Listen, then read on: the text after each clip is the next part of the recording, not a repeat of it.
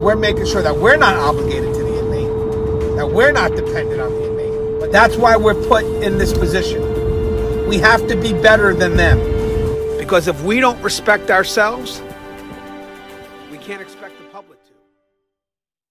How you guys doing today? It's Anthony Gangi, host of Tear Talk, and today we're going to be talking about not chasing after the charges that you write.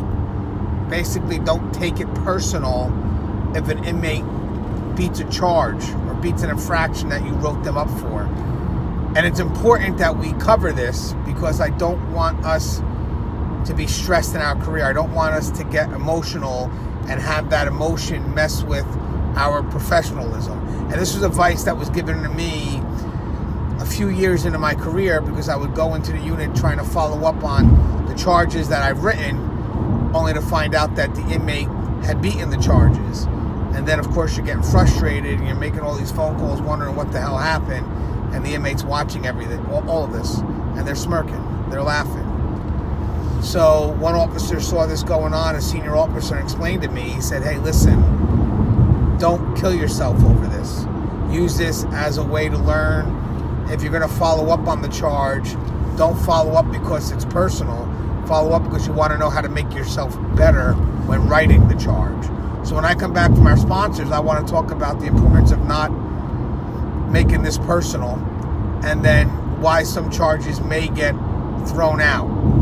So when we come back from our sponsors, we'll cut right to the chase. And guys, if you haven't, the show Tear Talks for you guys, brave men and women that work that front line. So please subscribe, interact, engage, hit that bell.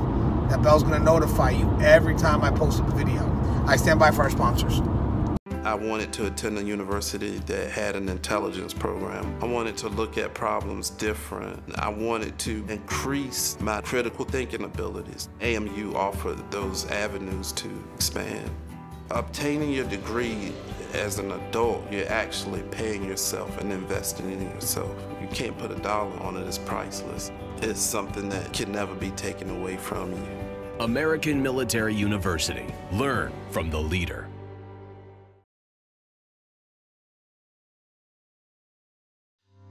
Being a corrections officer takes its toll on even the strongest individuals. The constant need to perform at the highest level, putting your life at risk in a hostile environment, and the mental scarring of traumatic experiences.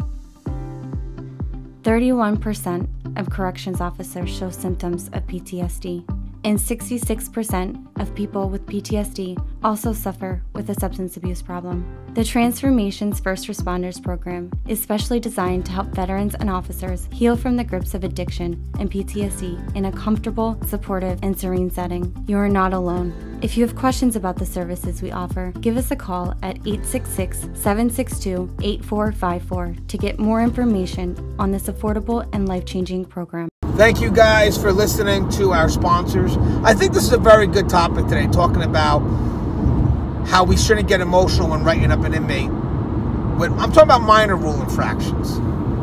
So we're not talking about major, we're talking about minor rule infractions. And we don't want to take it personal between us and them. We don't want to be acting on emotion and having emotion supersede professionalism. So for me, it was tough at the beginning of my career within the first couple of years when I started learning my way.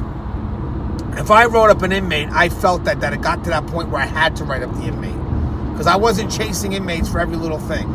That just wasn't my style. At the very beginning of my career, yes, I had to set a line. But eventually I started developing some discretion, and I was pretty good with utilizing that discretion. And again, we're talking about minor infractions. So if I wrote up an inmate, it's because it got to that point where I had to write him up. Because I've exhausted all effort not to write the inmate up. You know, either the inmate was not receptive to my alternatives, or just was outright disrespectful. And the moment you're disrespectful, I'm not going to tolerate that. It's not going to be a back and forth anymore. So of course I'm frustrated because I made the effort not to write it, but it got to that point where I had to write it. And that just takes up time to write a charge for a minor infraction. It just takes up a lot of time. But again, you want to keep things factual when you write the charge. Who was involved, what happened, where it happened, when it happened. Leave out the why, let the why be discovered later. and then you send that charge above you to be reviewed, whether it's to your immediate supervisor for them to serve, or whether it makes it through your chain of command all the way to the court line. So now you write this minor infraction, and again, you presented alternatives. The inmate was not receptive to it. Inmate was disrespectful. Now you wrote this charge hoping that the charge is going to stick. And in some cases, the inmate being disrespectful, you may add something else to that charge. Hey, I wasn't just going to write you, I was trying not to write the one thing. Now I'm going to write you up for two things. But either way, you're invested. You're invested in the outcome because you worked hard to make sure that your decision has been supported, if you will. Then you come into work the next day, or in some cases, sometimes the charges could be served the same day. But either way, in this scenario, let's say you come back to work the next day and you find out that the inmate beat the charge. Now, who's most likely going to tell you that the inmate beat the charge? It's the inmate. That inmate's going to come up to you and they're going to tell you, I beat the charge. And they're not just going to tell you in a manner that's apologetic. Hey, I went through this hearing and I know I beat it, but I just want to tell you that I'm sorry for what I did. No, that's not going to happen. What they're going to do is they're going to tell you I beat the charge. They're going to tell all the other inmates, officers, it's like a win-loss type thing, that I beat the charge. And now you're coming in and the inmate comes to your face, tells you this, a little bit of a smirk. You feel that you're on the receiving end of a loss. They feel like they're on the receiving end of a win, and you're frustrated. You are frustrated. And you're going to wind up calling multiple people to find out what happened to this small little charge that you wrote. That could have been handled, again, don't forget, guys, this is a charge that could have been handled through your discretion, but now it got to that point where you had to write it, and now that the charge is beat, now you're chasing after it. And your time has value. Your time has value, and right now, it's being wasted. It's being wasted chasing after this minor infraction. And the inmate that beat the charge, they're watching you. And not just them, other inmates that they've told. And they're laughing, guys. They're laughing. Because you're frustrated. You're acting on emotion. And now what's sad is you may wind up going back to people that you have a good rapport with, let's say that sergeant or that supervisor that you never had an issue with before, who dropped the charge, who may have had the right reasons to drop the charge. Now you're frustrated at them without even understanding why the charge was dropped. And even if they did tell you, you may not want to understand it because it's emotional to you. And now, by the way, you feel that you're losing the battle.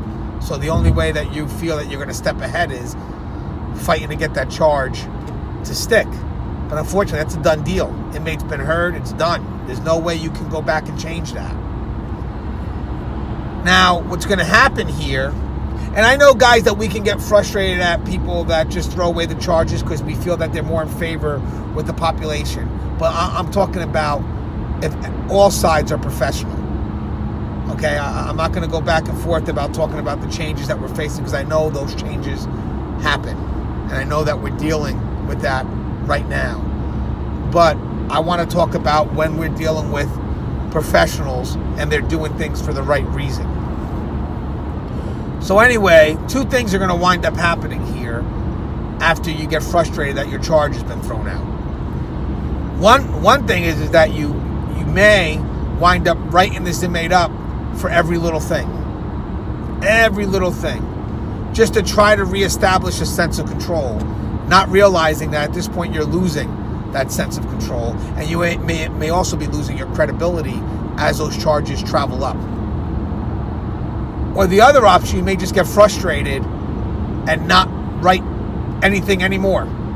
Because I'm just tired of all my charges getting beat, and I'm just tired of this and just frustrated. And the problem is now the most important part of your job, the job that where you have that sense of control, you're giving it to the inmates. You're giving them that win. That happened to me in my career. I got frustrated, and I watched others get frustrated over their charges being thrown out, so they just stopped writing charges.